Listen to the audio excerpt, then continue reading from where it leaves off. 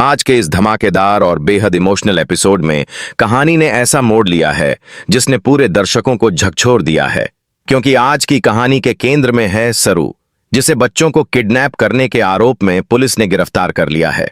पूरा एपिसोड इसी एक बड़े ट्विस्ट के इर्द गिर्द घूमता है और जैसे जैसे सीन आगे बढ़ता है, हर किरदार की प्रतिक्रिया, हर पल का तनाव और हर भावनात्मक टकराव कहानी को और भी तीव्र बनाता चला जाता है।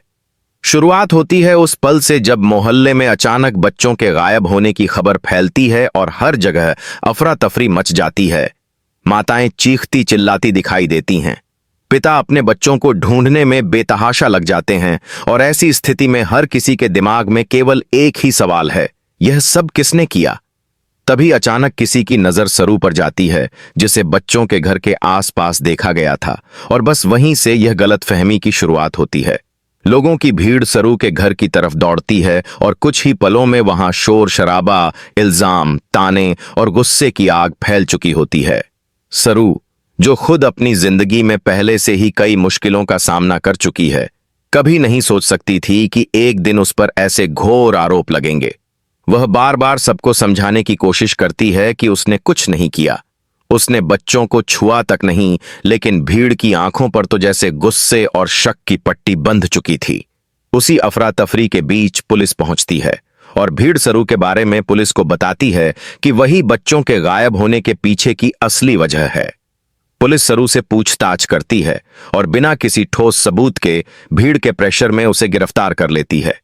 जैसे ही पुलिस सरू को हथकड़ी लगाती है, उसके आंसू रुकने का नाम नहीं लेते। उसकी आवाज दर्द से कांपती है।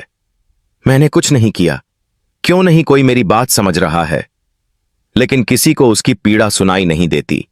मोहल्ले के लोगों में से कुछ लोग उसकी पुरानी गलतियों को याद करके कहने लगते हैं कि सरू पहले भी कई बार मुसीबत में रही है, इसलिए इस बार भी वही जिम्मेदार होगी। लेकिन सच्चाई तो यह थी कि आज वह सचमुच बिल्कुल बेगुनाह थी, पर उसकी किस्मत उसके खिलाफ खड़ी थी। जैसे ही सरू को पुलिस जीप में बैठाया जाता है, तभी घर के अंदर से सरू की दादी और छोटी बहन बाहर भागती हैं। रोते हुए पुलिस वालों से कहती हैं कि सरू किसी भी गलत काम की हकदार नहीं है, वह दिल की साफ है, उसने कोई जुर्म नहीं किया। लेकिन किसी की बात का कोई असर नहीं होता और पुलिस गाड़ी उसे ले जाती है। रास्ते भर सरू के दिमाग में वही सवाल घूमता रहता है कि आखिर उसका कसूर क्या है, क्यों उसे हर बार नाहक परेशान किया जाता है। क्या उसका गरीब होना, उसका अकेला होना या उसका पहले झूठे मामलों में फंसना इतनी बड़ी वजह है कि लोग बिना सोचे समझे किसी भी गुनाह का ठप्पा इसके नाम पर लगा दें। दूसरी तरफ बच्चों के असली अपहरणकर्ता की कहानी धीरे धीरे सामने आने लगती है। असल में बच्चों को किडनैप किया था अनिका और उसके साथियों ने, जो सरू के खिलाफ साजिश रचकर उसे फंसाना चाहती थीं। अनिका को पता था कि मोहल्ले वाले पहले से ही सरू पर भरोसा नहीं करते, इसलिए अगर वे कुछ भी गलत करें और शक की सुई किसी पर जाएगी तो वह सरू ही होगी।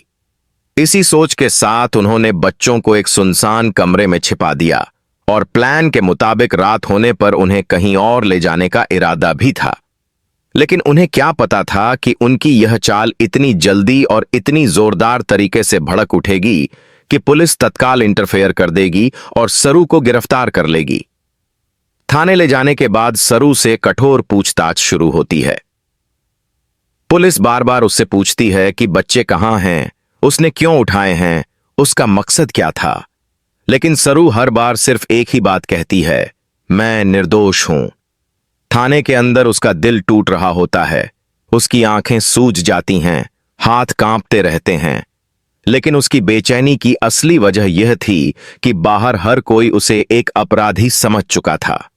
थाने की खिड़की से वह दूर आसमान देखती है, हवा की हल्की लहरें उसके चेहरे को छूती हैं और उसके भीतर सवाल उठता है, क्या सच कभी सामने आएगा? क्या कोई उसकी बेगुनाही साबित करेगा? उधर मोहल्ले में कुछ ही लोगों को सरू पर भरोसा था। उनमें लोग थे सुरेखा आंटी, जो बचपन से सरू को जानती थीं, छोटा बबलू, जिसे सरू ने कई बार स्कूल जाने की फीस दिलवाई थी, और 3-4 और लोग जिन्हें पता था कि सरू किसी भी हालत में बच्चों को नुकसान नहीं पहुंचा सकती। ये सब लोग पुलिस स्टेशन जाकर अपनी गवाही देना चाहते हैं, लेकिन पुलिस भीड़ के दबाव में किसी की बात सुनने को तैयार नहीं होती। पूरे मोहल्ले में सरू के खिलाफ बातें हो रही थीं। किसी ने कहा वह पैसा कमाने के लिए बच्चों को बेचने वाली गैंग से जुड़ी है। किसी ने कहा वह बदला लेना चाहती है, लेकिन असलियत किसी को भी नहीं पता थी। कहानी फिर मोड़ लेती है जब अचानक एक बच्चा, जो छिपते छिपते बचकर निकल आता है, सच बताता है कि उन्हें सरू नहीं बल्कि अनिका ने बंद किया था। यह सुनकर मोहल्ले के कुछ लोग हक्के बक्के रह जाते हैं और तुरंत पुलिस को सूचना देते हैं। पुलिस नई जांच शुरू करती है और धीरे धीरे अनिका की चालें सामने आने लगती हैं। लेकिन सरू अब भी जेल में है और उसकी दुनिया वहीं चार दीवारों में कैद हो चुकी है। रात को वह अपने बिस्तर पर बैठी यह सोचती है कि अगर सच सामने भी आ गया तो क्या लोग उसकी इज्जत वापस लौटाएंगे? क्या उसका नाम फिर से साफ हो जाएगा? एपिसोड के अंत में दिखाया जाता है कि पुलिस को कुछ सबूत मिलते हैं। एक वीडियो जिसमें अनिका बच्चों को ले जाती दिखती है और इसी के साथ सरू की बेगुनाही साबित होने की उम्मीद बनती है। लेकिन क्या यह इतना आसान होगा? क्या अनिका की चालें इतनी जल्दी खत्म हो जाएंगी? क्या सरू बाहर लौटकर अपनी जिंदगी फिर से शुरू कर